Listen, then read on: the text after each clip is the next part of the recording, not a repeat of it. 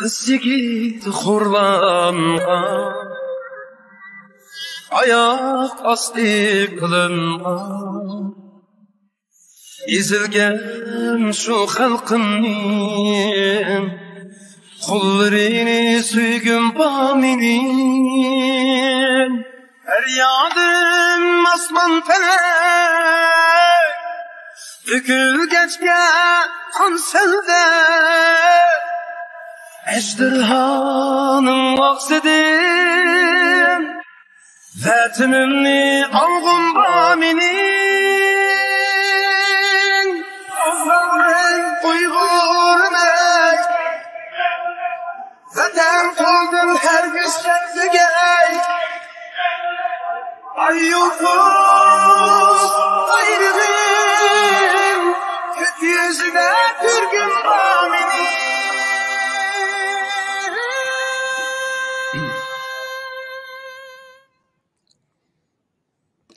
Assalamu alaikum ve rahmetullahi ve berekatuhu. Hoş geldinler ekranımıza kıyımdaşlar.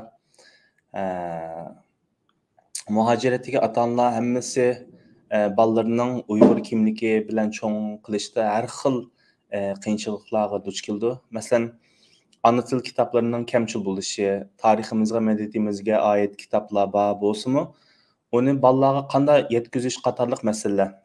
Bu sahada vatandimi, muhaciratdimi harmay izlenayotgan ziyolarimizdan Abduvali Ayıp Efendi hammamizga tanıştık.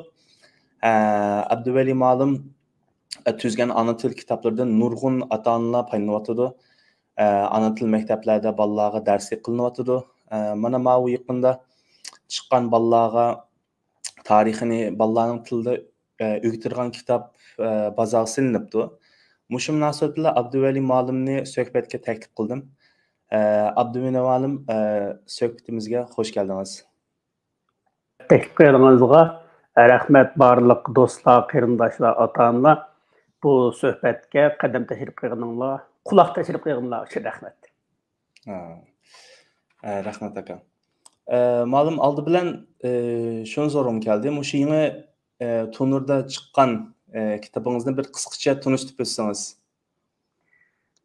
Bizning tunurdan chiqqan bu bir yurish kitob ana til o'qishdagi bolalar uchun. Bu kitobninki dastlab ilifbadan boshlandi, bolalarning o'qishini o'rgatish. Undan keyin yana bir qismi nimaga bag'ishlangan? Şu öğrengen ilifba bilimlerini to'liqlash, ya'ni Uyg'urcha o'qish, yozish, anglash, buni mukammallashtirish qartilgan. Onun ondan 3-chi qismi bizning vatanning jug'rafiyasiga bag'ishlangan. Ya'ni jug'rafiyasi degan chaqda vatandagi tog' daryolarning shakllanishi. Tangri tog'lar qanday shakllangan, tarim o'ymonlik qanday shakllangan, teklimikan qanday shakllangan, qarmaydagi neft qanday shakllangan, dinozavrlar qumulda, turpanda qanday yo'qolib ketgan degan gayet hikoyalar. Ondan 4-chi qismi pek meşhur bir Uygur tarixida, yani dünya tarixidagi bir meşhur vaqa bu. Kroren güzeli deymiz. Bunun bu atılışı, lekin Uygurçası undaq bulması kerak asli. Kroren ana. Bunun tepilişi nayet dünya tarixidagi muhim işlarning birisi. Bu jasadning bayqilishi. 6200 yil burunqi deyildi. Keyingi bir Xitoyning tadqiqotida 3900 yil deyildi. Nim bo'lishdan qat'iy nazar bu dunyo tarixidagi bek qadimgi mumiyo hamdi bu. Bek mukammal saqlangan beshidagi do'ppisidan tortib putidagi o'tkigacha, hatto yenidagi o'qiyasidan tortib xoltisidagi bug'doygacha hamma narsa bek mukammal saqlangan bir mumiyo. Şuna 4-chi qismi shu mumiyadan boshlangan. Ya'ni bu mumiyani men jon kirgizdim. Bu ayol mangdi. Bolalarni boshlab ta Qumuldan mangancha Qashqarga bordi. Yo'l bo'yi her bir shaharning hikoyasini bolalar Mangu Toshga o'ydi. Her bir shaharga birdan Mangu Tosh tiklab chiqdi. Mangu Tosh hamda bilasan, bizning bu ajdodlarimiz Mo'g'ul dalasida davlat qurgan chaqda aşağıda tikilgan taşlar, taş kitap, yani taşqa yozilgan ota bobomizning tarihi, madaniyati, urf-odati xotirlangan bir yurish toshlar. Endi bu bolalar shu bundan ming yillar, necha ming yillar burunqi Kroran anaga agishib, taki Qumuldan chiqqancha Qashqarga bağıca her bir şəhrimizə birdən məngü taş tiklab, şu şəhərin hekayəsini şu taşlarga yazıb qoydu. Yəni bunun məqsəd nə? Hər bir şəhərin hekayəsini balağa bildiriş. Vətən degan bir abstrakt narsa. Vətənin içində nim boz vətən boldu desə, onun içindəki G'ulja, Qashqar, Altay, Cho'chak, Artuch, Xotan. Muşular vətən boludu. Balağa hər bir şəhərin hekayəsini sözləb beriş arqılıq şu ballarning vatanga bo'lgan muhabbatini kuchlantirish uchun har bir shaharga birdan hikoya yozildi. Buning ismi Mangu Toshliq el bo'ldi. Yani Mangu Toshliq el degan gap Mangu Tosh tiklangan davlat degan gapda. Bu yozildi. Bu butunlay hikoya. Ondan buning 5-qismi bor. 5-qismi ballarninki mush o'rgangan tarix asosida yurtlarninki texmi ishkirlab o'rganish. Masalan, deyli mundaq bir hikoyalar bo'ldi. Nima desa, bizning Maralbeshi deb bir yer bor. Bu Cho'ngnoya Maralbeshi degan. Bizning Qashqarga tava Maralbeshi 300 mingdan ortiq bo'lsa, bek cho'ng yer. Masalan, buning yurtda Maral deb bir yer bor. Maral degan gap bor. Maral degan nima desa, kiyikning tisini maral deymiz. Kiyikning tisi maral. Bu Maralning hikoyasi orqali Maralbeshi degan yurt tushundirildi. Onda biz degan bir yer bor. Cho'chak deydi, yaman men chiroyli anglandi. Xuddi Cho'chak hikoya degandek lan. Buning bir hikoyasi va buningki masalan nima desa, Urumchida bir yer bor, Qalg'ashliq deymiz. Qalg'ashliqning hikoyasi. Endi bu nima desa, asosli hayvonlarning tilidan shu yurtning hikoyasi. Endi 6-qismga kelgan chog'da rasmiy tarix. Bu nima desa, masalan, Mahmud Qashqariyninki Turkiy tillar divanida Uyg'ur degan bu millat nomini tunji qitim Alexander Makedonskiyning og'zidan anglaydi. The Alexander Great degandan anglaydi. Ya'ni Mahmud Qashqariy ashtaq yozgan. Biz Mahmud Qashqariyning aşı diginiga, chunki bu Uyg'urlar haqidagi Uyg'urning o'zi yozgan tunji tarixiy hujjat. Ya'ni Uyg'ur desa, ayni vaqtda Alexander Makedonskiy Uyg'urlar bilan urushib, yengilgan chaqda Uyg'urlar botir ekan, oldiga o'qni qandoq olsa, kendi shundoq otadi ekan, bular hech kim muhtoj bo'lmaydi ekan, o'zining rizqini o'zi tepmaydi ekan. Degan gapi bor Alexander Makedonskiyning. Men bolalarga shu yerdan boshladim. Ham nima uchun bolalarga bu yerdan boshlaymiz desa, bizning bolalarning ko'pincha bizning bu obik g'arb dunyosida yashaydi. Turkiya ham g'arbning bir tarafiga qismi demokrat davlat. Unda bo'lgandan keyin g'arb dunyosida Alexander Makedonskiy mashhur adam. To'g'ri Alexander Makedonskiy deb kirgizsa, u haqida yozgan romanlar va ishlangan kinolar va shundoq jiq narsa bor. Endi Uyg'ur tarixini biz bilinmagan bir nuqtadan boshlasak, bolalar uning nima ekanligini uqib bo'lmaydi. Chunki hozirgi bolalar yomon. Biz Alexander Makedonskiy desak, Alexander desak, ham to'g'ri kirgizib izlaydi bir narsani. Shuni topa olsa, u qiziqadi. Uni topamiz qiziqmaydi bolalar u narsa. Hem ameliyat reallikmi shu. Bo'miz Mahmud Qashqariymi Uyg'ur deganni shu Alexander Makedonskiy bog'lab tushundirib ekan. Shu yerdan boshlab ekan. Shu men shu yerdan boshlab yozib maqdim. Alexander Makedonskiy tugatdim. Endi bu da Chingizxon kelamiz. Nima Chingizxon bog'layman desa, Chingizxon desimi bolalar to'g'ri kirgizsa Chingizxonning kimligi chiqadi. Ana buningga bog'lab Uyg'urning hikoyasini so'zlab bersak, bolalar texmi yaxshi anqira oladi. Texmi yaxshi agishib mang'alaydi bizning so'zlamoqchi bo'lgan hikoyamizga. Ammo sharqliq oxirigacha nima qilamiz, tugatamiz bu kitobning hamda shu birinchi qismi, ya'ni tarix tava birinchi qismi. 6-qism umum kitobninki. Shu chiqibning oxirini yozyapman. Maqsad bolalarga mundaq bir narsani bildirish. Ya'ni Uyg'ur desa, amaliyotda shu hamda tarixning bir bulungida qolgan millat emas, bu dunyoning tarixiga ta'sir ko'rsatgan millat deb tushunsin. Masalan, dunyoda şu Yevropadan tortib toki Hindistongacha o'z qo'l ostida qolgan Alexander Makedonskiyga butkul dunyoning 3 qit'ani bo'ysundirgan Chingizxonga munosabatli bir millatning gapi ekan bu deb tushunsin dedim. Ham amaliyatim shunday amaliyatda.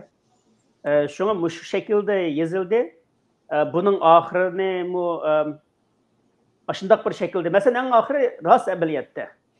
Mesela Uyg'urlarning oxirgi taqdiri nima deb ishildi desa, Yeni bir çoğun dünyavi imperiyada. Sovet imperiyası. Yani Uygurlar bu dünya tarihida o bulunda kalgan millet emez. Dünyanın takdiriga münasebetlik işler katnaşkan millet.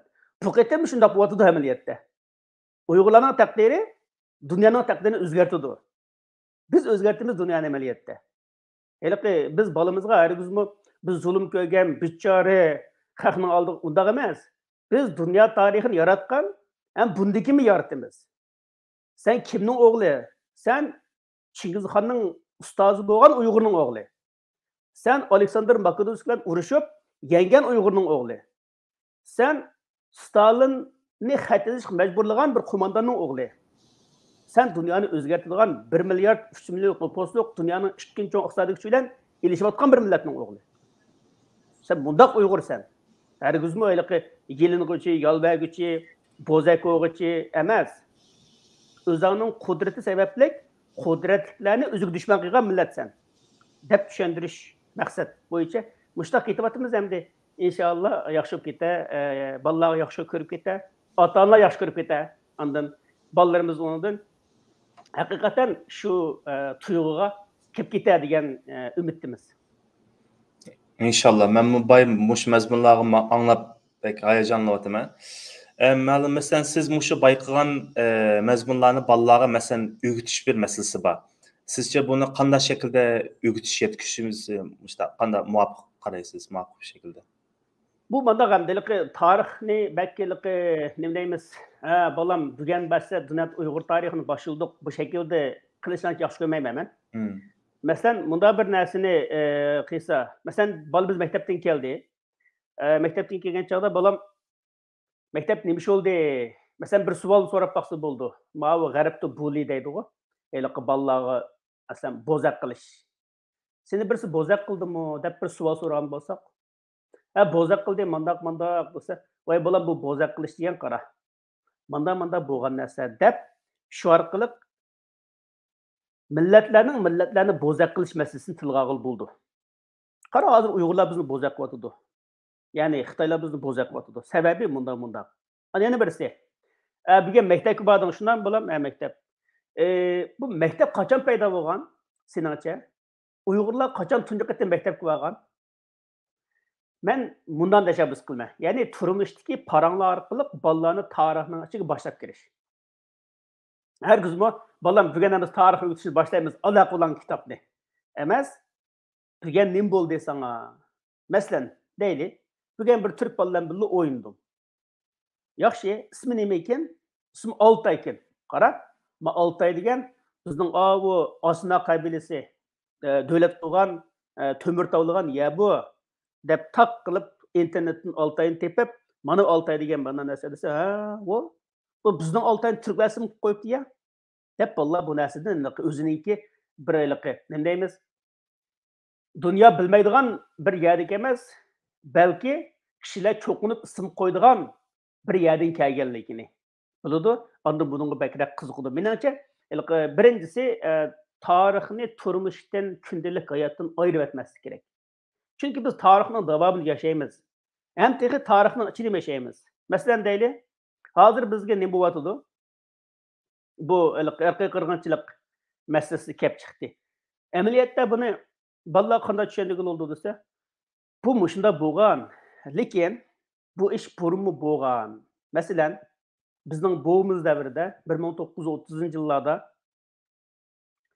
Uyg'urlardan boylar, ziyolilar, siyosiy rahbarlar mushundaq bir xil tutqunga uchirgan. U chaqda 1937-yildan boshlab toki 44-yillargacha hatta bu davomlashgan. Ya'ni shundaq bo'lgan chaqda bu bir 7-8 yil davomlashgan bu narsa. Ya'ni 7 yildan ortiq davomlashgan. Bu mundaq boshlangan, mundaq bo'lgan. Bu orqali buni tushundiga bo'ldi. Masalan, hamda deyli Rossiya-Ukraina urushi bo'ldi. Ham nima uchun bolam bu Rossiya-Ukraina bisi bo'ldi? Chunki bu Rossiyaninki bir burun imperiya bo'lgan tarixi bor. Bu imperiya bo'lgan tarixida bizning besib olgan. Bundan keyin buning imperiyasi yemirildi. Lekin bu Rus faşistlarning qarshida bu imperiya o'zining mangulik otobusdan qolgan mirosi. Buni qo'ldan berishni xohlamaydi. Shunga burunqi o'ziniki mustamlik qilib olgan yerlarni egallab olmoqchi. Xuddi Xitoylarga o'xshash. Xitoylar shunga biz Han sulolasidan boshlab Uyg'urlarni bosh qo'ygan deydi, bundan keyin bosh qo'ymoqchi. Lekin balam imperiya davri oxirlashdi. Dunyo degan hozir xuddi Yevropaga o'xshash yakki milliy davlatlarning davriga allaqachon keldi. U burunqidek imperiya bir imperator 3 qit'ani so'raydigan Chingizxon davri qanday oxirlashgan bo'lsa, Aleksandr Makedonskiy davri qanday oxirlashgan bo'lsa, bu davrmi oxirlashdi. Tarixni kim keyni yondirman deydigan, mushundaq butkul dunyoning nafratiga qoladi. Xuddi Xi Jinping va Putinga o'xshash. Bu şekilde tushundiğil bo'ldi. Yani real bo'layotgan ish orqali shuningga bog'lab turib, Uyg'urlarningki boshdan kechirganlarini, Uyg'urlar xo'sh millatning boshdan kechirganlarini va uning sababini bu şekilde tushuntirib ma'qul bo'ldi. Ma'lum masalan, endi shaxsiy bo'lmasa, masalan sizning bolalaringizmi bor? Masalan, siz ularga ana tilini deymiz, mushu Uyg'urlarning tarixini siz qanday o'rgatasiz? Mushu ota-onalarimizga bir tajriba bo'lsin-da, balki sizning ancha-muncha tajribangizni biraz biz bilan ham bahslassangiz. Men bir yaman qiziqarli bir gapni deb beray. Ha. Bu nima bir kuni bolam Jade degan narsani o'rganib kelibdi. Bu Jade degan mana nimada nima degan gap? İngilizce Jade degan gap bu Qosh tishimi? Qosh tish, Jade. Bu g'arbda bak nima narsa, bu sehrlik qaralgan narsa bu. Voy sehrlik. Ondan bu nimadimi? Xitoyda texnik sehrlik bu. Xitoylar buni hokimiyat davlatning simvoli deb qaradi. Shu Xitoyninki Goa degan xatning ichida qosh tishi degan so'z bor. Xitoyning nazarida bir davlat bo'lish uchun cho'qim uning qosh tishi muhr bo'lishi kerak, tamg'a. Ondan o davlat bo'ladi. Men balam bunda tushundim. Balam bunda qarang. Amaliyotda biz insonlar kim hikoyasini yaxshi to'qib etsa, shu insonlarni ishontirib o'tadi. Masalan, Uyg'urlar burun qosh tishning hikoyasini noit pay so'zlab, tak atraf Yaponiyadan tortib, matraf Rumgacha xalqni qosh tishiga shaydo qilib etgan. Endi hozir Hollywood hikoya noit pay so'zlab, a tarafı Janubiy Afrikadan tortib, ma tarafı Shimol Amerikagacha dunyoning qoyil qilib bordi. Shunga kimning hikoyani yaxshi so'zlayalishi, kimning hikoyani qoyil qilib so'zlayalishi shu millatningki oxirida g'alaba qilishiga olib bordi. Ya'ni bu qosh tishning hikoyasi, Uyg'urlarning bir qosh tishning hikoyasi, Uyg'urlar buni yaxshi so'zlab, 1 milliard 400 million Xitoyni qosh tishiga oshiq qilib etgan. Taki bu qosh tishning sirini nimagacha Rumgacha yeyib, bu insonlar nazarida qosh tishi degan sehrlik narsa ekan degan ongga keltirib etgan. Lekin rost qosh tish sehrlikmi? Yo'q. Uningdagi sehr insonning aqlida. U qosh tishning o'zida emas, insonning aqlida. Shuni bolam dedim, bolam bu dunyo mushundoq sen qancha bir narsani ijod qilib, xalqni qoyil qilib, xalqni moyil qila olsang, shu sening g'albang bo'ladi. Uyg'urlashda qilganmi deydi. Ha, Uyg'urlashda qilgan. Qara, deb Jade deb kirgizsam degan o shunday jiq narsa chiqdi ekanki, uning g'oyat. Shundan bolam, va bakros yomon kelmiz biz. Amaliyotda biz bayqısaq nurg'un nimada bor. Masalan, bolalarga so'zlab berib, bolalarni o'zining Uyg'urligidan faxrlantirib o'tadigan noit chiroyli detallar bor. Masalan, nimada bizning mahalda gullarjiq. Bu gül bizning vatandagi nima gul emas, qizil gul emas bu gul. Qizil gulning bir xil sorti. Shuning bilan ayolim bu qizil gulni ham qizil gul deb turaylik, qizil gulning o bizda vatandagi qizil gul bo'lmasmi? Shu qizil gullarni yig'ib, buningdan gulqa yasadik. Gulqan bomba deb yerda olib qo'yganlik uchun. Ondan o gulni quritib choy damladik. Shundan qizim bek yaxshi ko'ribdi. Ondan deydi, "Dada, Uyg'urlar bek aqlli ekan. Bu guldan choy damlasa ham puruqi yaxshi bo'ldi ekan, ham ta'mi yaxshi bo'ldi ekan. Bu guldan gulqan yassa hem ta'mi yaxshi bo'ldi ekan, ham puruqi yaxshi ekan. Bu odam qishda meva yo'qshab yesa bo'ldi ekan, bek aqlli ekan. Bu gülning ismini Uyg'ur gül deylik. Ha bolam Uyg'ur gül desang bo'ldi. Shundan keyin bolam qizil gülni Uyg'ur gül deydi endi. Demakchi, bolalarga turmushdagi konkret narsa orqali o'tish oson, ham muhim, ham ahamiyatli bo'ldi ekan. Masalan, shu gulqanni ayolim yasamagan bo'lsa, bolam o gülni Uyg'urga bog'lab, uni Uyg'ur gül demagan bo'ladi-da. Undan sırt men nurgun ishlarni qilish mumkin, lekin mening beshimdan kechirganim lekin mushu endi. Bu masalan yomon qiziqarli, masalan bizning bolalar g'arib cho'g'an ekan, qaranglar. Turma degan narsani ko'z oldiga keltirolmaydi ekan. Biz u jiq deymiz-da, lekin turma degan narsani ko'z oldiga keltirolmaydi ekan. Shuning bilan men nima qildim desa, ma bir inimiz rasm chizib bergan. Shuningga sen shu turmani mening qizim nima deyapti? Mening qizim turma degani cage deb tushundi. Qafas deb tushundi. Desam u bola yaxshi o'ylabdi qizingiz deb bir nimani chizib berdi. Bir iliq nimadan qafasni chiqib bir kaptani chizib, uningga Hör xotan deb bir she'rim botdi, qo'shiq. Shu qo'shiqqa nima qilib berdi? Shu qo'shiqqa shu rasmni chizib berdi. Ya'ni bolalarning tasavvurida erkinlik degan qushqa qamoq degan nimaga simvol qilindi ekan? Qafasga. Biz shu bolalarning shu narsani bilsak, shu shaklda yaxshi tushunadigan bo'ldi ekan. Masalan, bolalarga biz u turma u narsani tushuntirish qiyin-da. Agar navoda biz erkinlikning muhimligini bolalarga tushuntirmoqchi bo'lsak, bolalarga bir qafasni sizdirsak yetarli ekan. Şunu sormak için çünkü bazı atanlar qo'rqaydi, "Voy balam kichik, buni turma, zulm, buni antish kerakmi, kallasini yimib etmay, siyosatga aralashmasin" degandek. Lekin sizcha bunday shakldami o'rgatganlar bo'ldi deysiz? Albatta. Albatta, yana birisi mundaq. Men bu narsani mundaq tushunaman.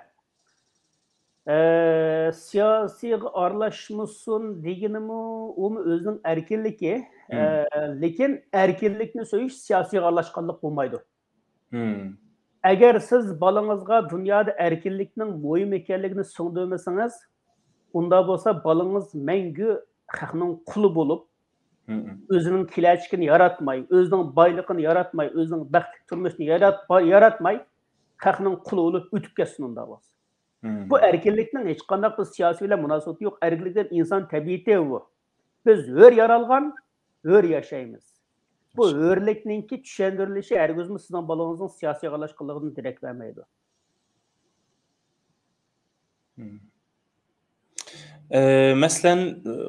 Mesela bolalar kelgusimiz şuna ularga tarixni o'rgatamiz.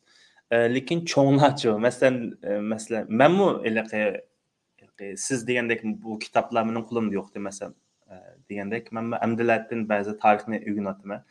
Amdaylik cho'nglarga o'rgatishga bir tavsiyangiz bormi? Masalan, cho'nglar bilmasa bolalarga qanday o'rgatadi degandek savollar paydo bo'ldi. Eng yaxshi savolni so'radim. Masala hozir cho'nglar bilmaydi shu. Hozirgi masala dav cho'nglar bilmaydi. Masalan, men cho'nglarning bilmaydiganligini burun bilmaydim. Men bilmaydiganligini bilmaydim.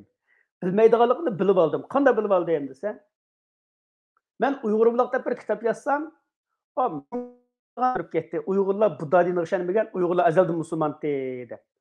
Shundan keyin bildim. Minglagan Uyg'ur hatto Uyg'urlarning Budda diniga ishonganligini bilmaydi ekan. Endi deganing to'g'ri, tarixni bilmaydi. Lekin men shuni demoqchi. Bizni hukmron bizni qul qilmoqchi bo'lgan, bizni mushkin irqiy qirg'inchilikqa duchor qilgan millatninki dini yo'q. Uning dini nima? Tarix. Xitoyning dini yo'q, lekin Xitoyni Xitoy qilib turgan narsa tarix. Masalan, bir misol keltirib beray sizlarga. Nima Wang Jun nima kelgan chaqda, Urumchi kelgan chaqda nima degan desanglar, men Uyg'urlarni bo'ysundirgan ikkinchi Jangchen degan. Wang Yinmao o'zini Zingofanga o'xshatgan. Ya Zozongtanga qatalashdim. Zozongtanga o'xshatgan. Uning kallasida tarix nihoyat aniq. Tarix shu qadar aniqki, Jangchen qachon kelgan, Zozongtang qachon kelgan shu qadar aniq bu narsani. Masalan, Xitoylar Bingtuanga adam o'tkigan chog'da nerdan o'tkigan desa, Xunandan o'tkigan, Xunandan. Nima uchun Xunandan o'tkaydi? Chunki bizning vatanimizga Qashqariya davlatini og'dirib atgan Zozongtan Xunanlik. Ya'ni ular deydi, Xunanlikning bu Uyg'urlarni bo'ysunish tarixi va bo'ysundirish tarixi va biz Xunanliklar orqali bo'ysundiramiz deb mushuliqi Bingtuan kelgan chog'da Bingtuanga ayollarningki bu Xunanni Xiang deydi Xitoylar. Xiangni Songdao Xinjiang chüdep, neçe 10 ming Xitoy qiz bolasini Xunandan yo'tkab bizning vatanga kelgan. Nima uchun desa, ayni vaqtda Zozongtangning Xunan qo'shini orqali bizning vatanni besib olgan. Zozongtangning qo'shini Xunan qo'shini edi, Xiangjun. Xunan qo'shini bizning vatanni besib olgan. Mao Zedongmi bu Qingsalisiga tava Zozongtang degan ajdodini o'rganib, shuning odamlarini bizga batvatdi. Bunu çoxum bilish kerak. Kim nima ish qiladi deganini bilish kerak. Bizni besib olgan tajovuzchi tarixni shu qadar biladi-ki, bundan 1870-yillarda Xunandan qo'shin kelib bizning vatanni besib olsa, bu keyingi nima? Mao Zedongmi o'xshash holda Xunanlik ko'chmalarni o'tkazadigan gapda bizning vatanga. O'xshash shaklda. Birisi Qurolliq keladi, yana birisi Gurjak Epkeşlerini götürüp kirdi. Okşaşlar tecavüzçi. Nima uchun bilakadın qilmaydi? Chunki oldin qaytim bir qatim kelgan tarixiy esi bor, uning tarixiy xotirasi bor, ota-bovlar kunga yegan ma'mi kunalaydi demakchi. Shunga bu bizni boshqarmoqchi bo'layotgan, bizni qul qilmoqchi bo'layotgan, bizni bu irqiy qirg'inchilikqa giribtor qilgan bu ideologiyaningki manbasi tarix. Bu millatning dini tarix bo'lgan ekan, bizmi albatta dushmanning qo'ralari qilib dushmanga taqobil turish kerak. Ya'ni dushmanning ojizligi shu bo'lgan bu. Bu qadar tarixchi millatning bu qadar tarixdan bexabar dushmani bo'lamdi? Bo'lmaydi. Shunga bu cho'nglar bu tarixni cho'qim o'rganish kerak. Cho'nglar o'zi o'rganmay turib bolalar qanday o'rganadi? Buni cho'qim. Endi yana birisi ikkinchisi Xitoyning vatanda eng qattiq cheklagan millat Uyg'ur tarixi. Masalan, bizning vatanda xalqimizning oldida 80-yillardan keyin Qur'on ko'ydirilgan emas. Nima ko'ydirilgan? Turg'un Almasning 3 kitobi. Turg'un Almasning 3 kitobini men bizning 9-1 o'tirida maydonga yig'ib ko'ydirganni ko'rganman. Kitob ko'ydirilgan. Nimani ko'ydedi? Uyg'urning tarixini ko'ydedi. Endi biz muhojatga chiqdik. Tarixini hech kim ko'ydirilmaydi. Tarixin qo'lingda bor. Buni o'rganmaslikka hech qanday bahona yo'q. Üçüncüsü nima desa, bir millat dushmanni yengish uchun cho'qim bir qo'shin bo'lish kerak. Bu qo'shin bo'lishda insonlar bir-birini qarindosh, do'st, birodar, sabdosh tonish kerak. Qanday sabdosh taniymiz biz? Bir millat deb sabdosh taniymiz. Bir millat deyish uchun uning bir o'rtaq ajdodi bo'lish kerak. Unda bir millat bo'la oladi. O'rtaq azob bo'lish kerak. Unda bir millat bo'la oladi.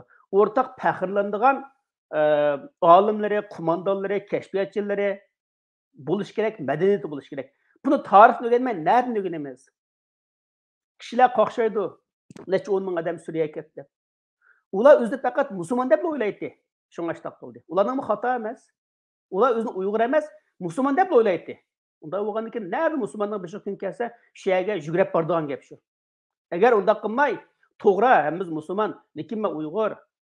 Men dadamning ishini qilmay oldi bilan, Alloh onamning ishini qilmay, akamning ishini qilmay, ondan ajraqtiga borma degan nimish qo'yilmaydi desa, tarixni bilmaganlik uchun.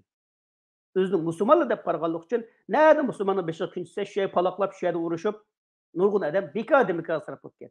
Bu real nuqtadan olgan chog'dimi, bu Uyg'urlarning bu qadar ittifoqlashgan, tarixiy cho'qinadigan bu millatga qarshi tarixini biladigan, o'zini qarindosh deb qaraydigan bir qo'shni olib kelgan bir odam bo'lish kerak. Mushunda bo'lgan chog'da ondan bu jangda g'alaba qilg'idi bo'ldi. Masalan, nima bu deylik Ukrainaga Amerika qo'shin kirgizmadi? Yani Qoral berdi. Teximciq beryapti. Nima? Qarıştırganlik uchun. Agar qarıştırma yenib olgan bo'lsa, bermaydi. Dastlabda oz berdi, hozir bag'anchiq beradi. Nima desa, 6 oy jarayonni haq kuzatdi, bunda qarab, haq qarıştıra alaydı ekan degan narsa. Bizning ahvolimiz shunga o'xshaydi. Qancha qarıştırsak, shuncha yordamga erishamiz. Shuncha madadga erishamiz. Oxirida g'alaba qilamiz.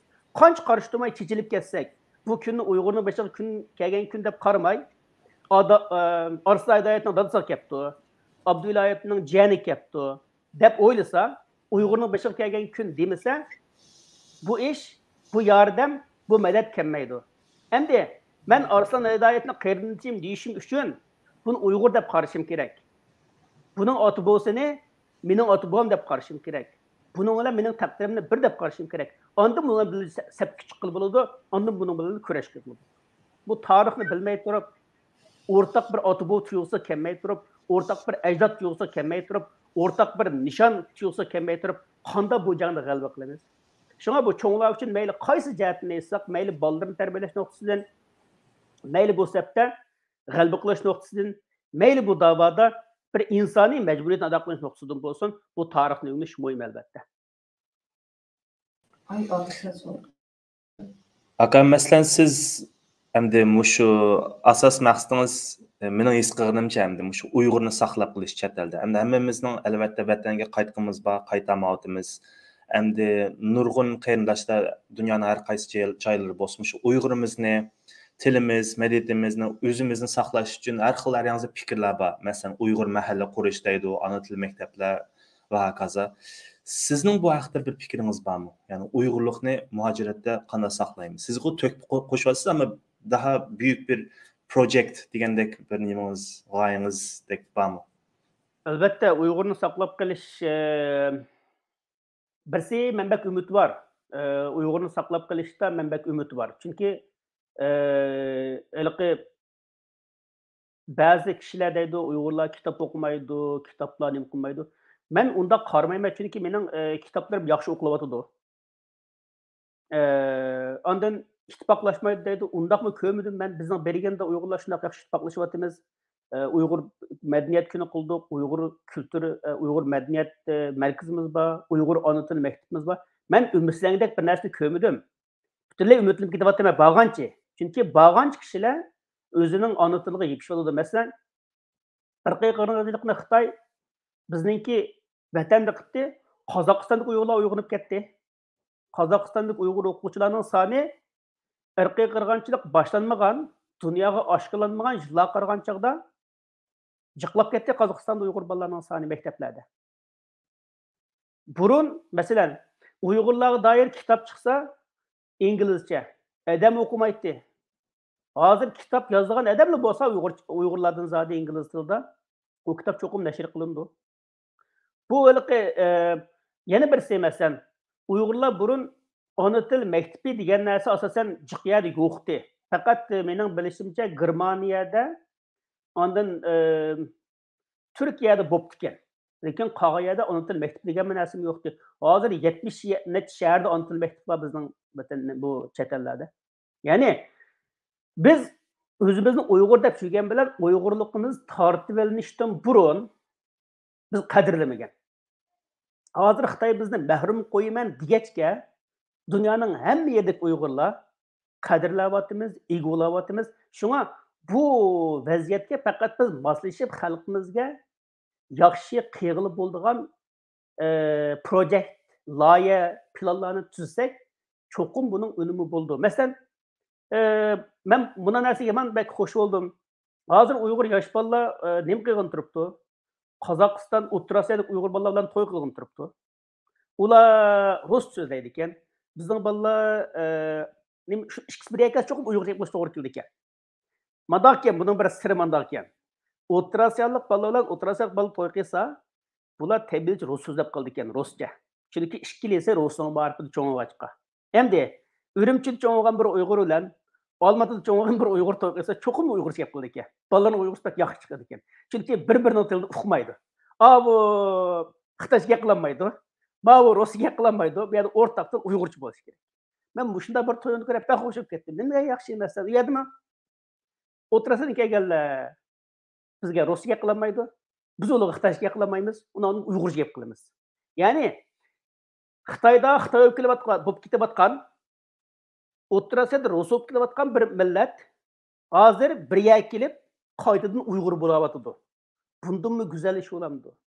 Albatta. Bu texmi yaxshi bo'ldi bundan keyin. Endi Uyg'ur mahallasi bor. Qozog'istonda bizniki Uyg'ur naimiz bor. Uyg'urlar to'plashib o'tirishgan yezilar bor. Bu birsi.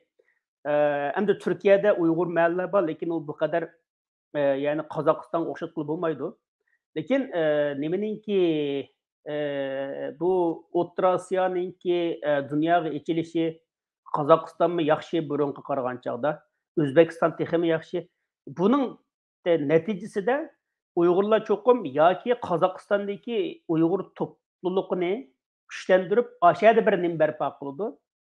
Yoki balkim O'rta Osiyoda barpo qilishi mumkin.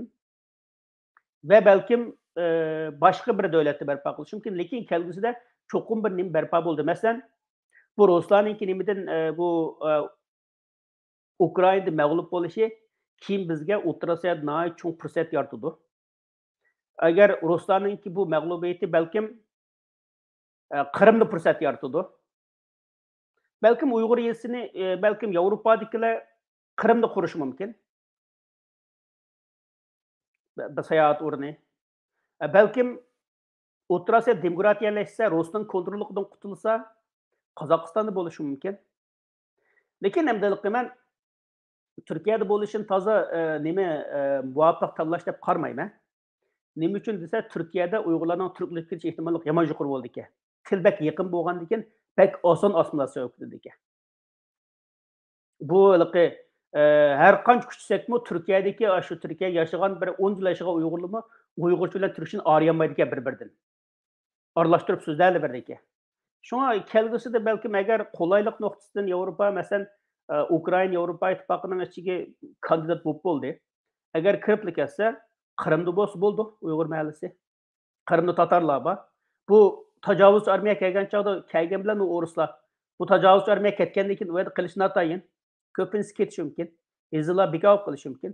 Biz Ukraina bilan chiroyli kelishib, bir yerlarni elib, buni qilish tamamen mumkin. Agar Yevropa ittifoqining ochilgandan keyin viz degan narsa yo'q.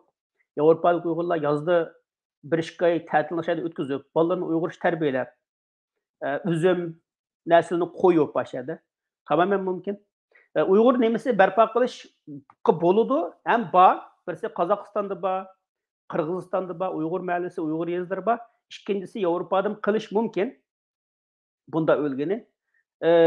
Ham qilish sharoitimi bundaga to'g'lidi. Lekin eng muhimi biz nima qilishimiz kerak desa, qanday qilib o'zimizni saqlab qolamiz degan tuyg'u kelgan odamning soni jiq bo'lishi kerak. Ondan buning ikkinchi qadamlik planlarini yaxshi qilib bo'ldi. Menimcha bu hozirgi ahvoldan qaragan chog'da yaxshi. Uyg'ur mahallasi cho'qim barpo bo'ldi. Masalan, bu Qozog'istondagi Uyg'urlarning bu kuchli bir jamoat bo'lib turalishimi ayni vaqtdagi Qozog'istondagi Uyg'ur boylarining rolini cho'ng'an. Valixon Yo'ldashev deb birdan bo'lgan Qozog'istonda. Bu odam shu bizning vatandan ko'chmanlar kelgan chog'da ularga yer berib, nimani bikoga berib urug'larni, sizlar mushan teringlar, mushan terang, mushaga mahalla quringlar. Menga faqat shu nimelik buğday hosul bergan chog'da 10%ni basanglar bo'ldi. Deyish orqali Uyg'urlarni saqlab qolibdi. Shu chog'da vatandan 1880-yillarda vatandan chiqqan Uyg'urlar G'ulji tarafdan bir qismlari unda Uyg'ur mahalla kelmay pitirib ketibdi ekan hammaga. Ularning hozir hech narsasi yo'q. Faqat shu chog'da shu Uyg'ur boyninki shirkatlarda, ya'ni ayni vaqtdagi dehqonchilik firmalarida va shular o'rlashtirgan yashaganlar bir mahalla bo'lganlar hozirgi Uyg'urlarninki bir qismini tashkil qildi. Endi shuningga o'xshash balkim bundan keyin Uyg'urlar O'rta Osiyoda ashlar bir cho'ng zavodlarni qurishi mumkin. Odamlarni jiq ishlatadigan inchga, masalan, ushaq qurashtiradigan degandek.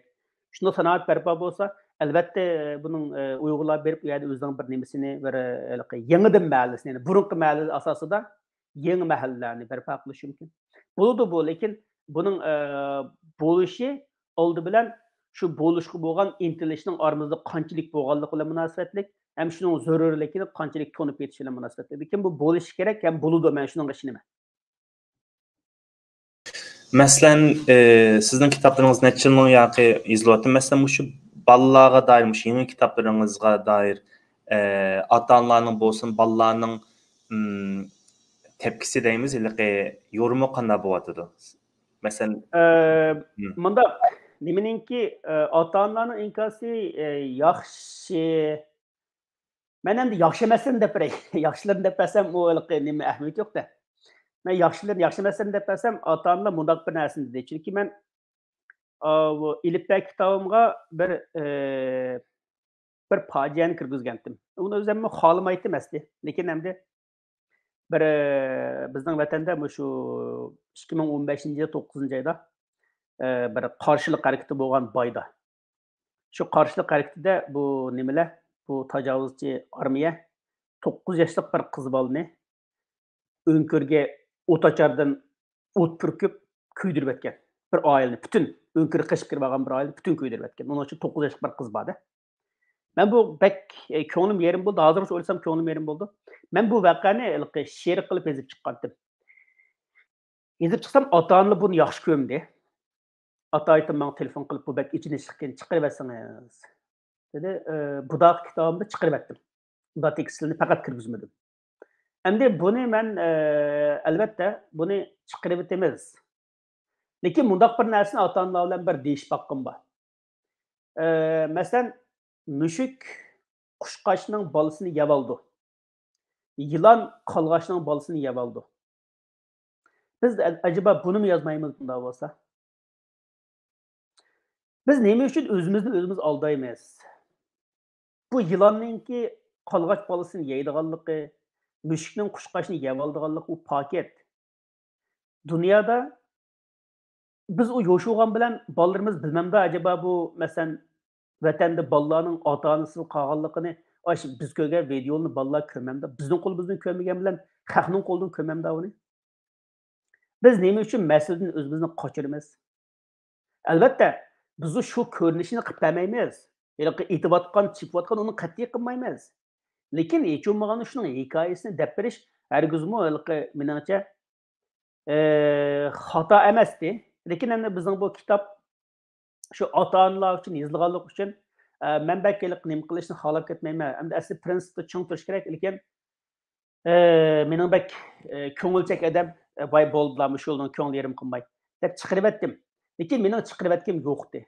Buni hatto mening qizimmi dedi, dada bu bir cho'chakda bundaq bir narsa bor. Molun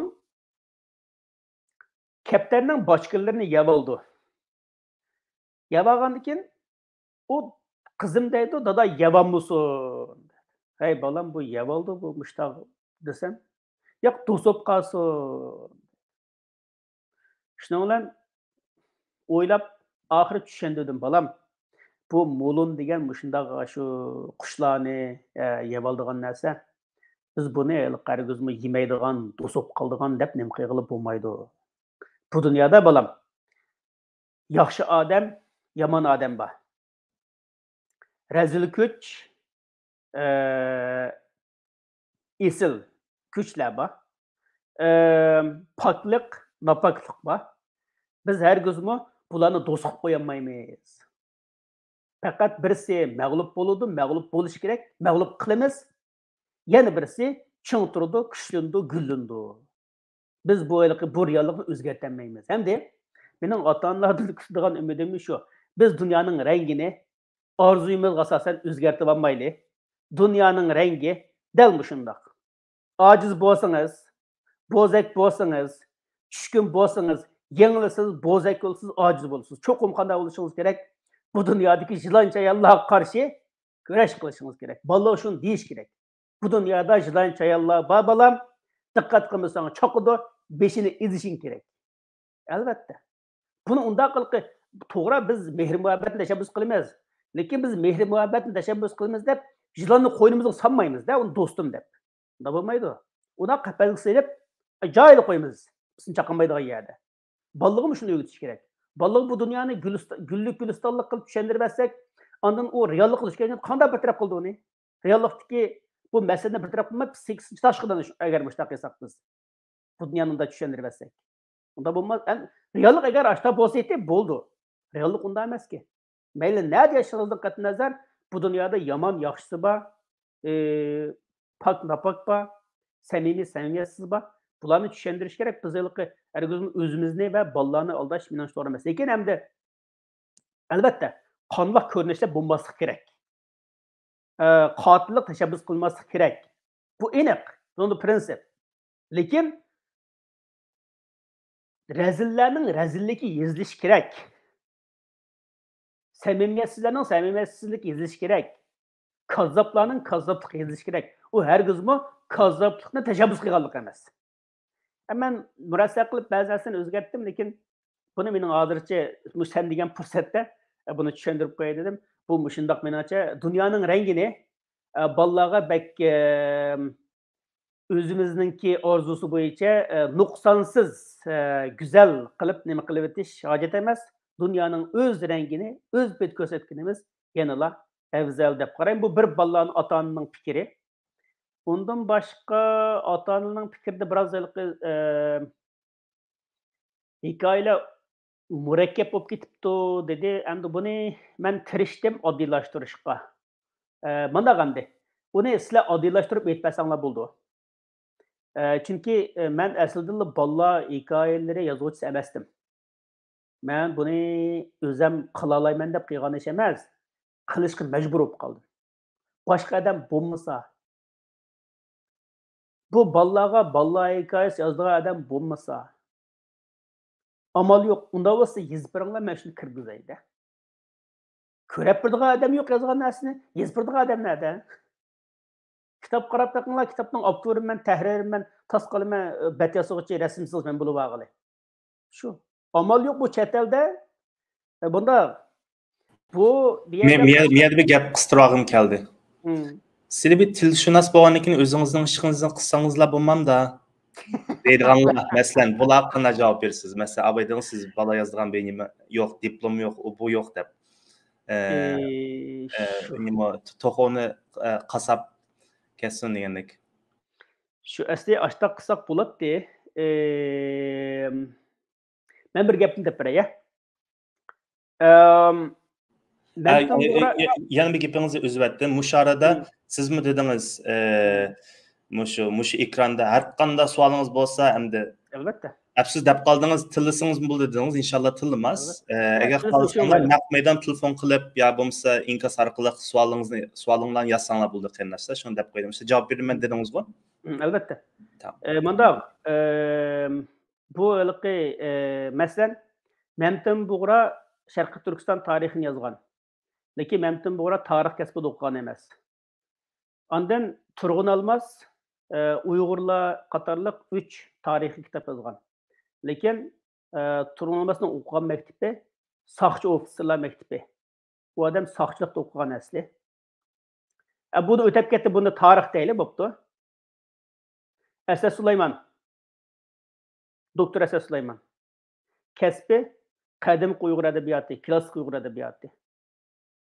3 parcha kitobi var. Uyg'ur yaqin zaman tarixi haqida, Uyg'ur hozirgi zaman tarixi haqida.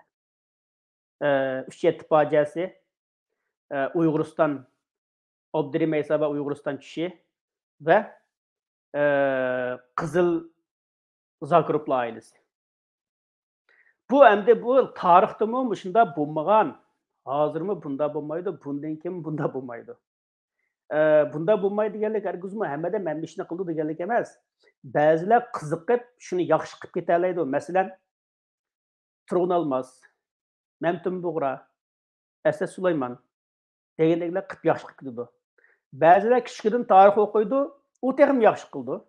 Masalan, Nabijon Tursun, Amlet Nabijon Tursunning to'liq kurs kasbi tarix emas, menga o'xshash tilshunoslik. Tarixni doktorlik o'qigan. Shuningdek, buni chuqur bunda bo'ldi bilmaydi. İkincisi, odam yo'q. O'tganda men tunigun shanba kunsi bu Kanadada bir yig'in uyushtirgan, aslida men uyushtiruvchining bir setim bu yig'inniki. Men baramay qoldim, vizani applamay. Shu yig'inda men bu Uyg'ur ona til masalasi muhojiratdiki. Ne desam, ular ajab qiziq bo'ladi. Emniyet biz bundaq qildik ekanmiz, biz tilshunoslikning nazariyasini tadqiq qiluvchi bilan til kitoblarini tuzgichi ikkisini ayirib o'tdik ekanmiz. Әсі мұндақ қысым болды екен ғо. Bunu birleştirishkim bo'ldi ekan-ku. Deb men uni iliqi unda asli buni unda baho kelishini o'ylab boqmagan. Ular mundaq baho berdi. Ya'ni ham bir pedagog, ham bir tilshunos. Bo'g'ilib bo'ldi ekan bu ishnikini, qiyg'ilib bo'ldi ekan. Balkim shundaq qilsa, tilshunoslikdagi nazariyaviy bilimi bilan uni pedagogikada texmi yaxshi joriy qilish mumkin ekan. Bu yaxshi ekan. Bu hamda mening lekin bundaq qilishim amalsizlikdan. Ya'ni boshqa odam yo'q. Agar boshqa odam bo'lsa men bir yurish darslik tuzdim, shundaymi? Agar mush darslik tuzib bo'lgan bo'lsa, tuzmaydim men. Agar birisi, ham bunniki shundaq. Men hozir 6 qism yozib bo'ldim. Oxirini yozaman deydiganlar bo'lsa, chatoq yo'q. Men o'tkazib berib bu ishni qilmayman. Chunki mening qildigan ishim bakchiq. Men hozir mush qilayotgan ishimni taqsimlab bersam, shu kishilar o'zi qilsa men qilmasam deyman. Lekin taqsimlab bersam maosh bermayman men. Taqsimlab bersam qilmaydi. Masalan, İstanbulda 2019dan boshlab 3 qetim dars tuzish muhokama yig'ini ochildi. 3 qetim. 3 qetimga yig'inga harjangan pulni biz birisiga bergan bo'lsak, shu darsga chiqib bo'ladi. Qildigan odam bo'lmasa, qildigan odam bo'lmag'ach qilayotganmiz. Unda bo'lsa men axborotchilik qilaman, men uni o'qimagan amaliyotda. Lekin qanday qiladi endi? Xalqlar menga ishinib, shu narsani avatidi. Men shuni muxbirlarga, xalqaro tashkilotlarga aytkazaman. Bu mening unda buni o'qiganligimni tushundiranmaydi. Masalan, men human rights activist deydi meni. Gerçi men emas bo'lsammi? Nima ishqa shu ishni qilayotganligim uchun. Unda bo'lsa buni mening kasbim bu emasga deb qilmasam, qildigan odam bormi? Qildigan necha odam bor? Yo'q. Biz majbur unga hech kim, o'ylab qo'yinglar, bizning bolamiz bor. Biz 8 soat ishlab bolamizga o'tirib, chayimizni desek deymiz. Masalan, bir muxbir ziyorat qilaman deb telefon qilsa, masalan, buda bir telefon qilibdi. Ma'lumki Michel Bashletninki nutqi qanday qaraysa, sen ziyorat qilay degandim deb. Voy, men anglab boqay desam, o ayol yama uzun so'zlabdi. Men ashning hammani anglashim, uni o'tirib ta'liq qilishim, ondan javob berishim kerak. Uning yomon bir pul bermaydigan javob berganga. Va bir o'ylab baqsangiz, agar kim do'ysi bergan bo'ladim bu ishlarni. Bu bir nexkagidek ish emas bu. Buning hammasini tagida vaqt ketadi, zehn ketadi. Siz bolalaringizni ko'tarib sayohat qilayotgan chog'da biz shu mukchib o'tirib shuni o'qiymiz, shuning savollarga javob beramiz, shuni so'zlaymiz. Endi buning lekin tushunish adamning o'zining erkinligi. Albatta. Buni qanday tushunsangiz bo'ladi. U o'zingizning erkinligi, lekin biz masalani mushtaq. Masalan, deganni qo'pib biz kam degan chog'da 2 soat nimadan o'qimasak bo'lmaydi dunyoda nima ish bo'lganligini. Chunki muxbirlar savol so'rab qilishi mumkin da bunday. Men bir qaytim nimani o'qimabdi ekanman. Ma Xitoylar bir nima ishildi Turpan atrofida Mulan deb bir kinoni ishildi. Xitoylar emas, men nima? Disney. Uningga men New York Times'dan telefon qilibdi. Mushunda bir nima bor, o'qidingmi? Mushning nimani so'ragandim deb. Men o'qimabdi ekanman. O'qimadim, apla bir Uyg'ur mutaxassisning gapi o'sha yerda bo'lish kerak deb u maqolada chiqib ketib qoldi. Ya'ni o'qimasangiz sizga birim bo'lmaydi. Lekin bir Uyg'urning ovozi aşağıda qoladi shu, kim qoladi shu narsa. Mishta narsa. Ana bu ishlar mushundaq, buni sen yaxshi tushunasan. Buni qilayotgan yaxshi tushunadi. Endi lekin tushunmaydiganlarga tushunadiganlarga tushuntirib qo'ysin. Yaxshi. Endi bizning vaqtimiz birga berib qolibdi aka. Savol so'raydiganlarmi, tillaydiganlarmi chiqmabdi. Oxirgi masalan ishingizda demoqchi bo'lganimiz bir gaplar bormi? Shuni asta ekranni yepasam. Bo'ldi.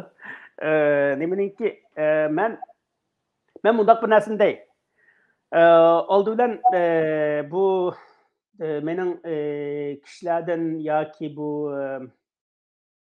bir qism odamlardan bayqig'inim bir umidsiz bir holat. Ya'ni bu umidsizlikni bilib bilmay targ'ib qilib qilayotganlarmi bor dunyoda. Ya'ni bizningki cho'nglardanmi bor. Lekin men shu cho'nglarimizga bir narsani demoqchi. O'zinglar umidsizlangan chiroyinglar bilan, umidsizlangan gaplaringlar bilan milletni ümitlendiremezler. Aldı bilen özüňizde şununla bir çoňkur işenç bolsunki, biz çokum yeňimiz digen bir işenç aldı bilen özümizde ve özüňizde bolsun. Biz Uygurlar dünyany özgertimiz. Bu dünyada meselen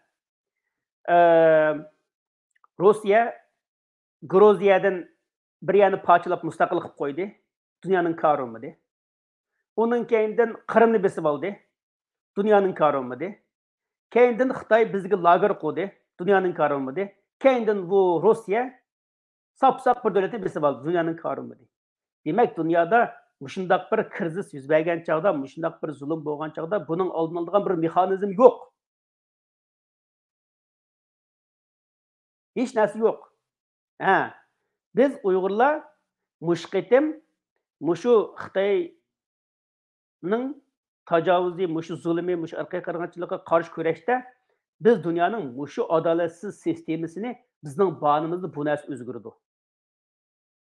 Bizning banymyzda dünýäniň bu tertibi özgürdi. Çünki muşundaq bir adaletsizlikke karıştırdygan sistem barlyk kemmeý turup bizning meselemiz hal bolmaýdy. Mesela bunu qandaq qıldy? Dünyanın çoxum bir sistem boluş kerekdi. Bir xalq irqiy qırğınçılık uçursa, BDT'ye aza 200 döwlet manda qilish kerak boluş kerekdi. Bu narsa ýokken. Ebadlan qoşunumy ýokken, zolaýdygan hiç narsa ýokken. Elbetde. Meselen neminin BDT'nin quruluşy däl şu 2 dünýä uruşydaki galaýmykançylykdan kim bolgan? Endi bu kurulma 70 yıldak mevcut bulup, bunun içindeki nurgun meseleler aşkarlanmagan. Muşqitim Uygurlarning faciasi dünyada muşundaq bir sistemi kemtüklükünün bağlılığını aşkarladı. Ameliyatda biz insaniyetning takdirini hal qilguvchi millatlarning birisi. Biz insoniyatning kelgusi taqdiriga ta'sir ko'rsatuvchi 7 milliard yer sharidagi insonning taqdirini güzellikka, xotirjamlikka, adolatga elip bağuvchi millatning birisi. Bu birisi. İkincisi, yani shundoq ishonch bo'lish kerakki, Xitoy demokratiyaga menish bosolsa kelgan chog'da shu demokratiya harakatini rahbarligi qilguvchi kishining ismi Uyg'ur. Shuni bilish kerak. O'rkash davlat Uyg'urdan chiqqan. Endi bugungi Amerika Diniy erkinlik komitetiniki saylangan reisi Nuri Turkel. Bu mu Uyg'urdan chiqqan? Xitoyda qaranglar. Tunji demokratik saylam, ya'ni Xitoyning shu jumhuriyat qurgan tarixida amaliyotda bizning vatanda bo'lgan.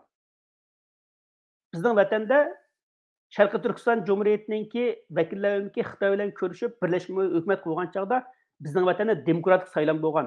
Xitoyda tunji demokratik saylam bu. Xitoyda tunji demokratik saylamni qurgan, tunji demokratik hukumatni qurib chiqqan Uyg'urlar amaliyotda.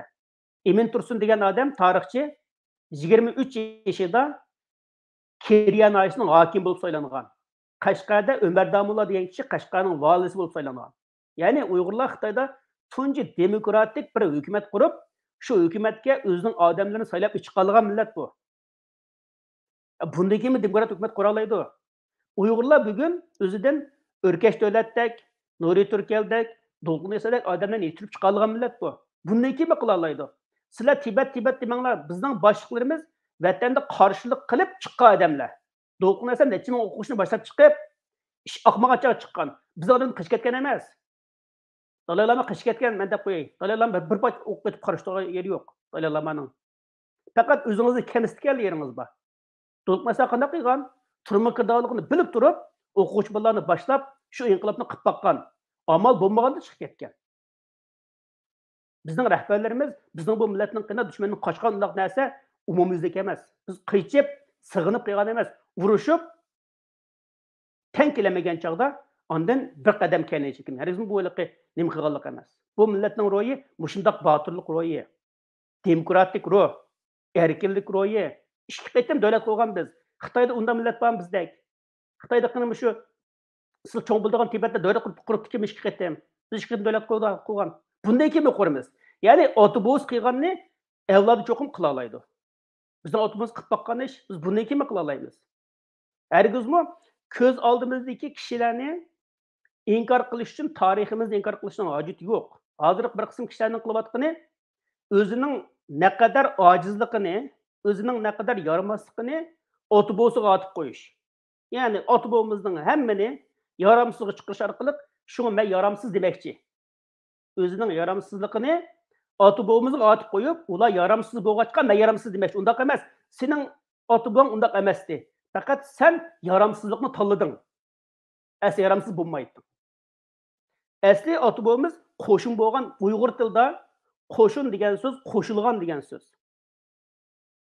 Sen qo'shilmasan qanday qo'shin bo'lsa, qo'shin bo'lmasan qanday yengsan bu dushmanni?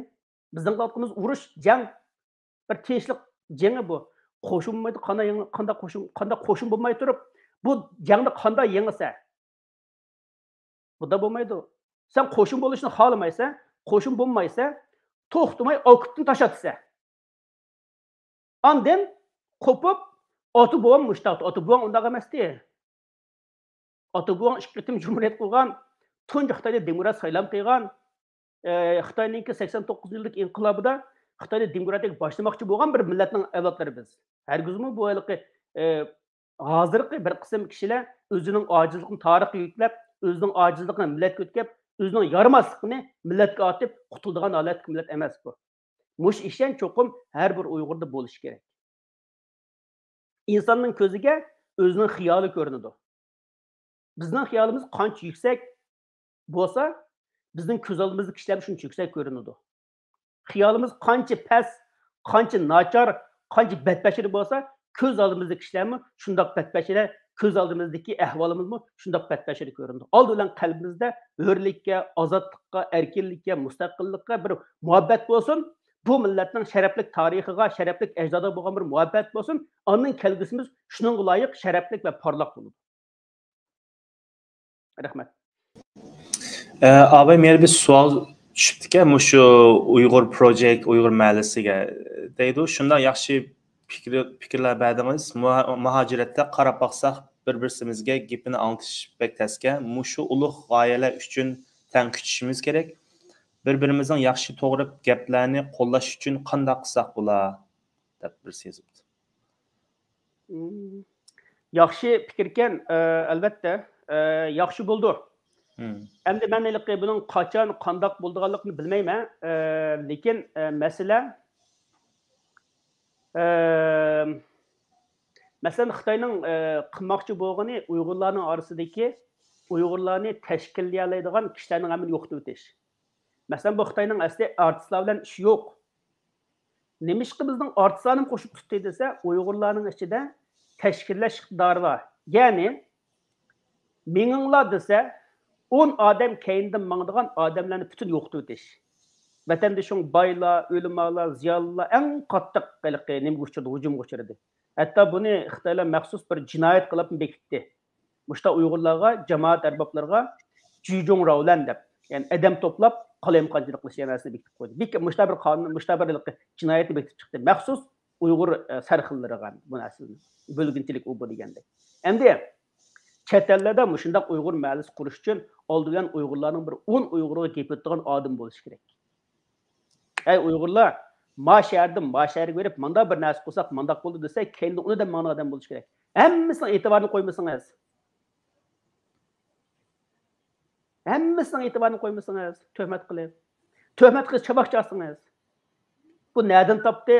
Bu kim o? Yo'shirin ismda bir tuhmat qilsa, necha 10 ming odam ergishadi uningga. Ve bu kim o? Nima ish qilyapti bu? Bu nima degan o'ylamasa. Albatta, odam o'zidan boshlash kerak. Oldidan o'zininki bir ish qila oladigan millatning avlodi ekanligini, davlat qurgan millatning avlodi ekanligini, ma dunyoning tarixini o'zgartgan millatning avlodi ekanligini bilsa, ondan o'zida shu tayyorlikning borligini his qilsa, ondan ko'z oldi shu shaklda zohir bo'ladigan gap. Shunga buni qiyg'il bo'ldi. Endi bunun qadam bosqichlari oldidan shu nimaninki biroz nim bu dunyo tartibi biroz o'zgarish kerak. Ya'ni dunyo tartibi deganimizda ko'z oldimizdagi Rossiya masalasi bor. Bu urush oxirlashishi kerak. Dunyo hozir mablag' soldiganlarni hozir bek mablag' solish oldirib ketmaydi. Chunki iqtisod hozir bir iniqsiz holatda. pay bazını bilirsen, iniqsiz. Hamma narsa iniqsiz. Şu holatda bu ishni darallab qilib ketgan bo'lmaydi. Lekin bir nimaning o'rintilishi, bu oldimizdagi Rossiyaning tajovuzchilik urushining oxirlashib, mag'lub bo'lishi, ondan bu yerda bir atmosfera shakllandi. Bir bexatarlik masalasi shakllandi. O'tirasadikilarmi qo'rqmaydigan bir holat shakllandi. Ondan bu Yevropadami bir qism yangi bo'shliqlar shakllandi. Belkim Türkiye'den bundan keyin saylamdan keyin yani belki yaxshiliklar yoki kamchiliklar bo'lishi mumkin. Menimcha bo'ldi. Lekin buni qiladigan odam va qiladigan kuch oramizdan shakllanish uchun oramizda bir millatdoshlik tuyg'usi, bir qarindoshlik tuyg'usi, bir taqdirdoshlik tuyg'usi bo'lishi kerak.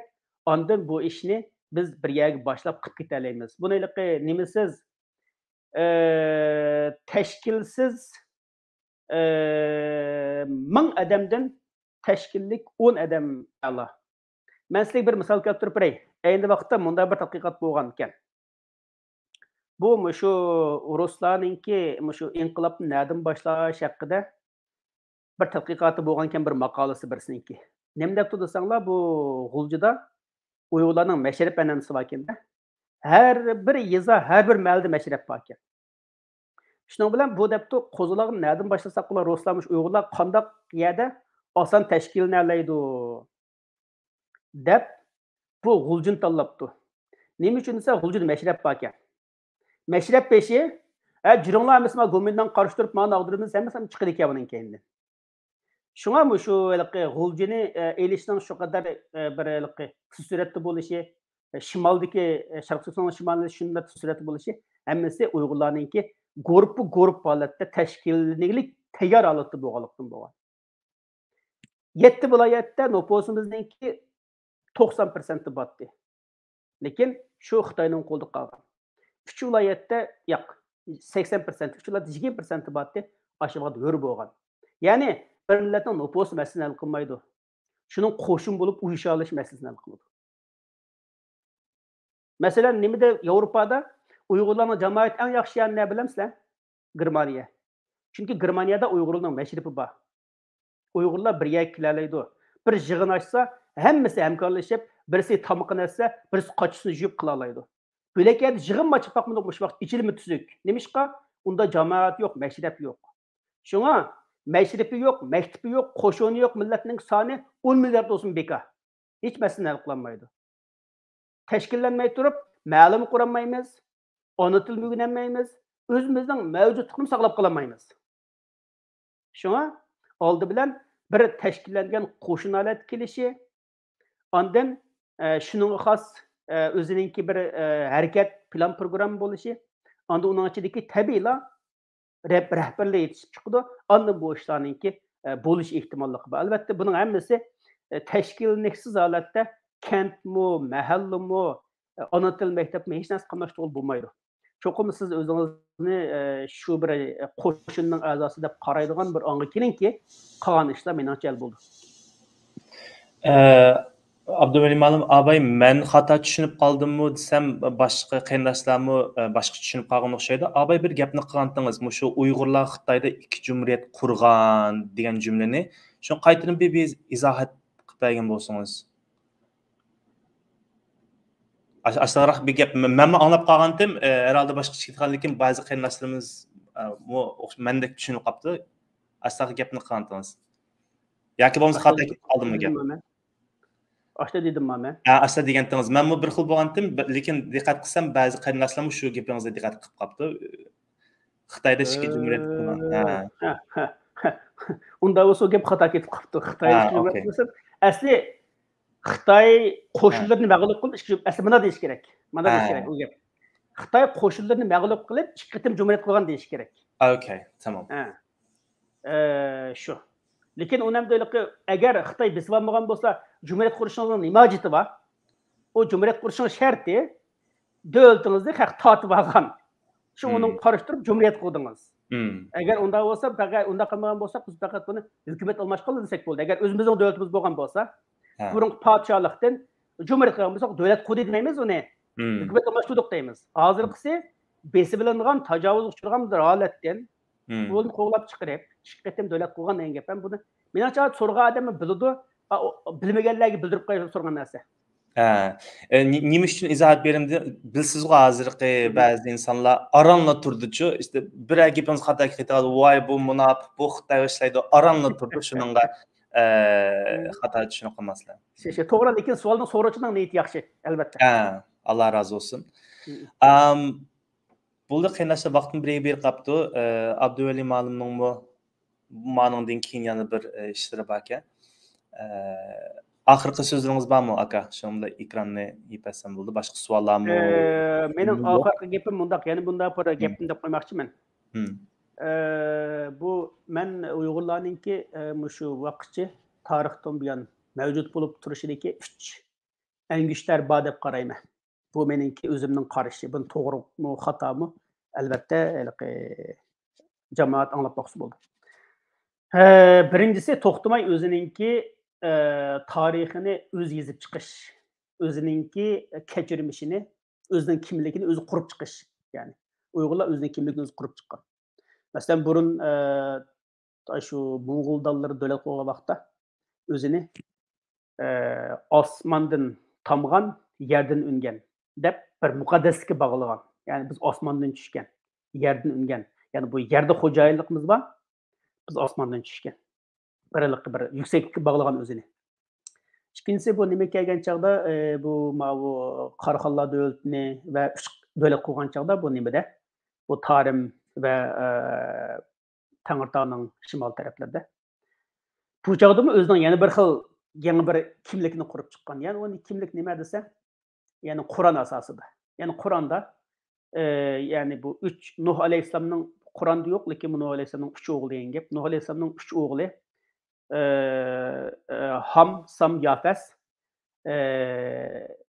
dunyoni qaytadan barpo qildi deymiz. Shuning ichida Uyg'urlar o'zini Yafasga bog'lagan.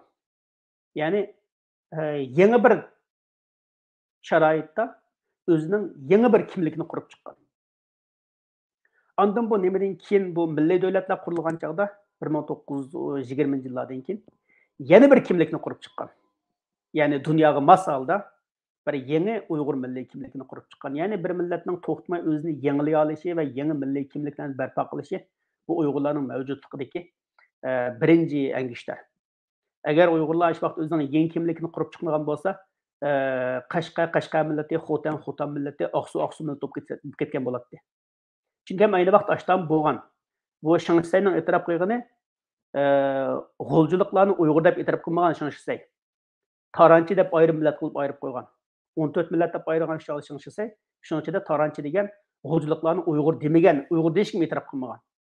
Agar 1920-yillardagi Abduxoliq Uyg'ur, Abdulla Ro'zba qo'yib bu bir turkum rahbarlarning tirishchilik qilmagan bo'lsa, biz bugun bizning vatandami texi Qashqalik millati, Xotanlik millati, Qumullik millati bo'lib, 40 millatga olib qo'ygan bo'ladi. Ya'ni bu Uyg'urlar o'zining kimligini o'zi yangilab, yangidan qurib chiqargan. Bu o'zini to'xtamay yangilash Uyg'urlarning mavjudligininki birinchi angushtiri. Ikkinchi angushtiri nima desa, ikkinchi angushtiri Uyg'urlar tarixda cho'ng siyosiy kuchlar bilan qandoq hamkorlashish va qandoq naflashishni yaxshi bilgan. Masalan, Aleksandr Makedonskiy bilan birga tarix sahnasiga chiqqan. Chingizxon bilan qudulashib, Chingizxonning qizini elib, ikkinchi qatimliq o'zining tarixiy o'rnini bekitgan.